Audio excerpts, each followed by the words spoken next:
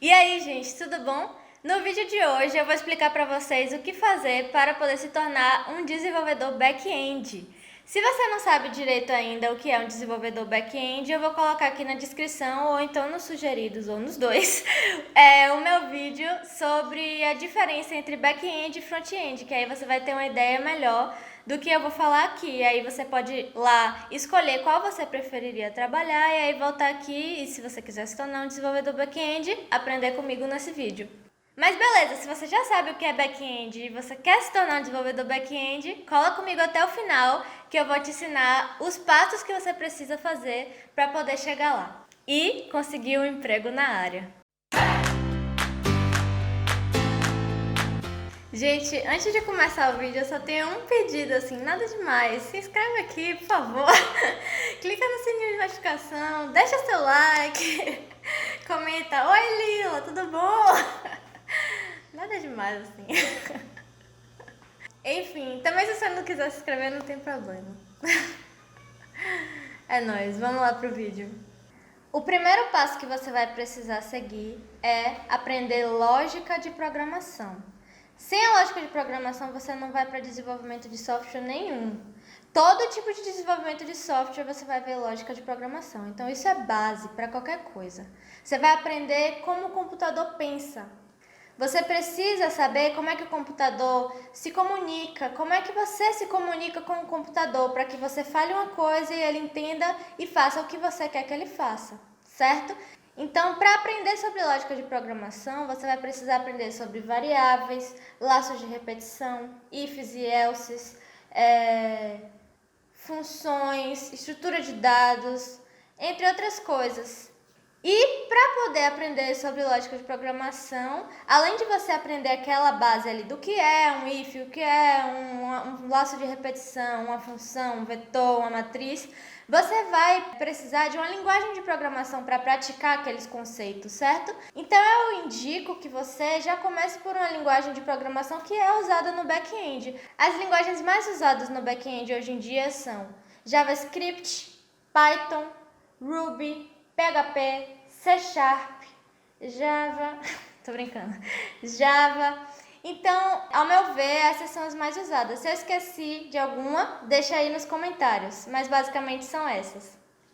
Então, enquanto você estiver estudando lógica de programação, aproveite para aprender uma dessas linguagens, certo? Eu indicaria JavaScript, porque é a linguagem que eu acho mais fácil. Mas as outras são muito boas também. Tem muita gente que gosta de Python, muita gente que gosta de Java. Java e JavaScript são coisas diferentes. Java não é apelido de JavaScript.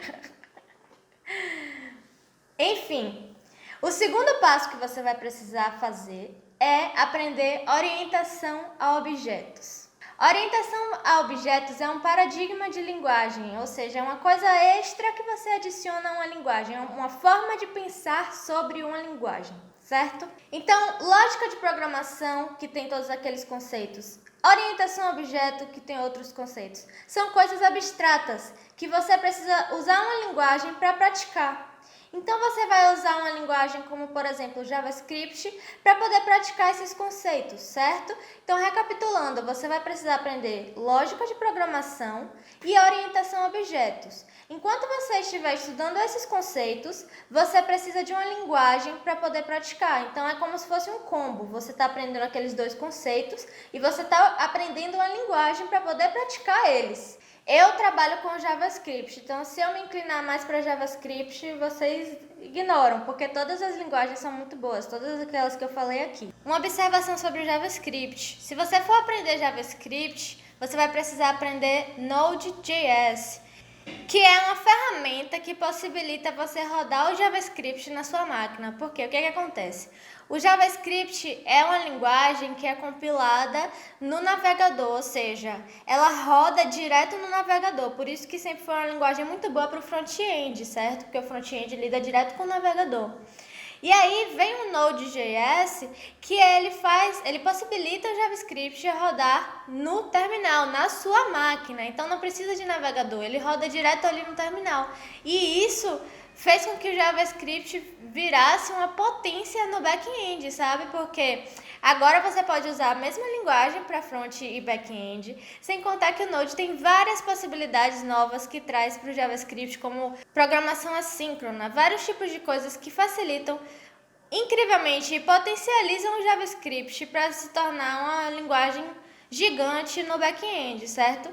Então, se você for aprender JavaScript, se liga no Node.js, que é o que vai fazer você rodar JavaScript ali no seu computador, certo?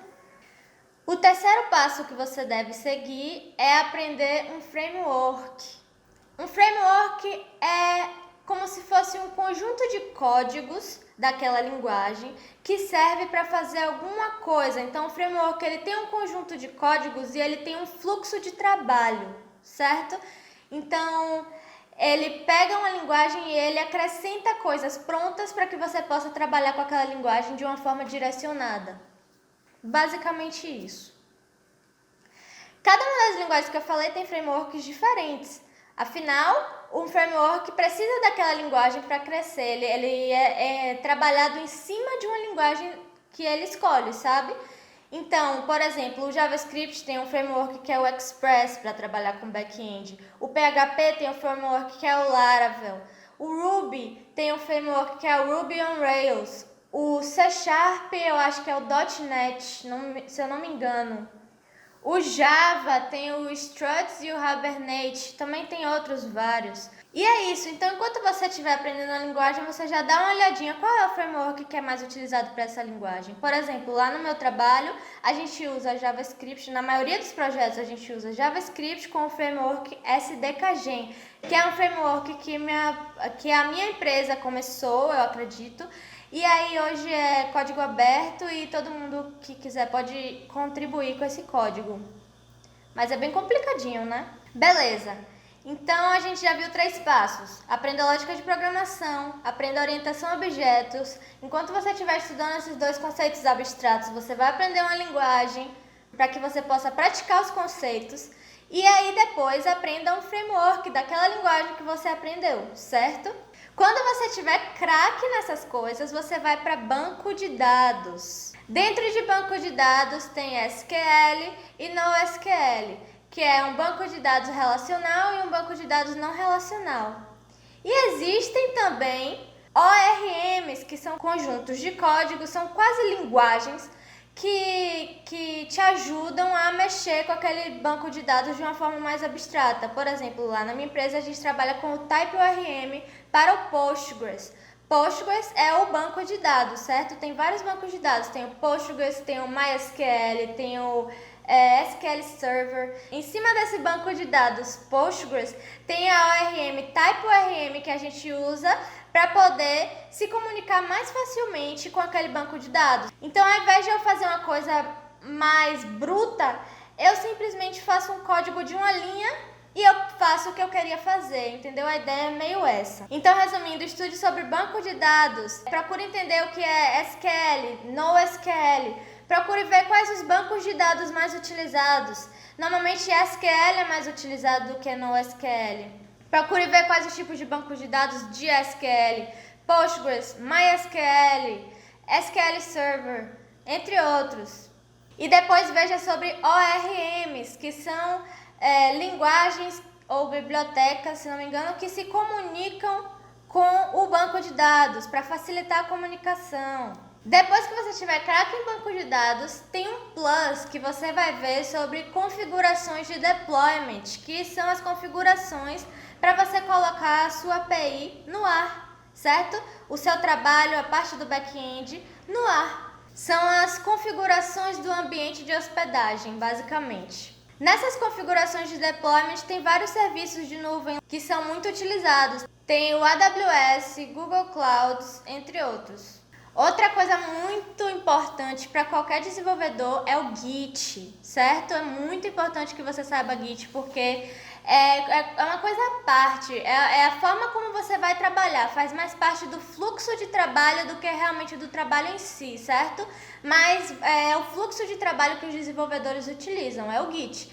Eu vou deixar aqui nos sugeridos ou na descrição, ou nos dois, o meu vídeo ensinando Git para você aprender Git do zero, de uma vez por todas, de forma fácil.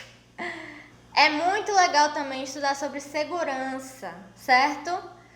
Estudar sobre autenticação, como é que faz uma função de login, como é que aquela função de login se torna segura, estudar sobre cadastro de usuário, como fazer um cadastro seguro, com criptografia, como fazer criptografia na senha do usuário para que seja segura, como salvar dados no banco de dados de uma forma segura.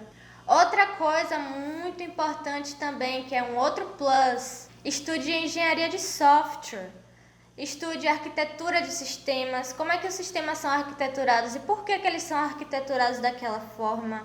Estude sobre métodos ágeis, que são os métodos normalmente utilizados nas empresas de software. Scrum é um muito utilizado.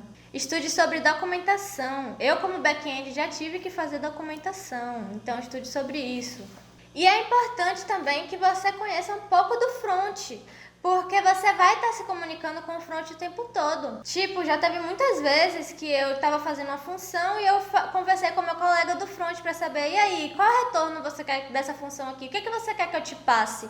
Porque é uma comunicação. O back e o front estão se comunicando o tempo todo, então você precisa saber um pouquinho do front para que você entenda como é que o front vai pegar aquela informação ali e usar, sabe? Qual informação eu precisaria passar? Tipo, eu quero fazer um login. Qual informação vai vir do front? E-mail e senha. Então, coisas que você precisa pensar. O front vai fazer um formulário de login com e-mail e senha. Eu vou pegar aquelas informações, vou tratar de alguma forma e vou devolver uma resposta. Pode logar, não pode logar. Então, você precisa entender mais ou menos a lógica do front. Não precisa entender de front-end. Você precisa entender um pouquinho da lógica do front para que você não se bata tanto na hora de pensar no seu fluxo de trabalho, certo? E é uma comunicação constante, você vai estar sempre se comunicando com o front. Você vai precisar saber o que é que o front precisa para fazer tal tarefa dele. É uma comunicação constante com o resto da equipe, porque você não vai trabalhar sozinho.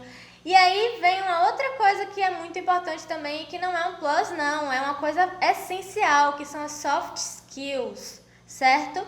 Estude um pouquinho sobre soft skills. O que são soft skills? São as skills que você precisa para estar em um ambiente de trabalho com outras pessoas e consigo mesmo. Então, basicamente, são skills que a gente aprende se conhecendo, conhecendo mais os outros e também estudando sobre comunicação, organização do tempo, planejamento, coisas desse tipo que são skills super necessárias no ambiente de trabalho e te tornam um desenvolvedor e uma pessoa melhor, certo?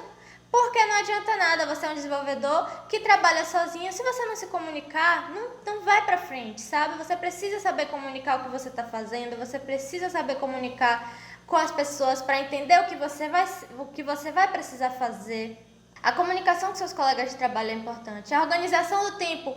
Por que eu vou fazer uma task que não tem nada a ver fazer agora se eu preciso fazer uma task que está urgente, sabe? Saber organizar suas tasks nesse sentido. E isso é uma coisa, gente, que a gente vai aprendendo também depois que entra, sabe? É uma coisa que a gente está em constante aprendizado. É uma coisa que a gente tem constante melhora e sempre tem que estar talvez lendo um pouco sobre, conversando com outras pessoas. Mas é essencial que você, além das hard skills, também estude e tenha soft skills, certo? Quando você vai fazer uma entrevista, elas também são muito contadas. Outra coisa de soft skills, seja proativo. Não faça só o que foi pedido para você. Procure se importar e agir como se aquele projeto fosse seu, sabe? Porque você faz parte de um projeto e você precisa dar o seu melhor para que aquele projeto seja o melhor possível. Então, não faça só o que foi falado para você fazer e vá embora, sabe? Se preocupe com sua empresa, se preocupe com o seu projeto, isso é muito importante também. Então é isso, basicamente. E sobre todas essas coisas que eu falei, essas coisas vão do nível estágio até o nível sênior. E é importante que você, como estagiário, pelo menos saber até a parte de banco de dados. São as coisas que são pedidas, certo? Os outros são plus.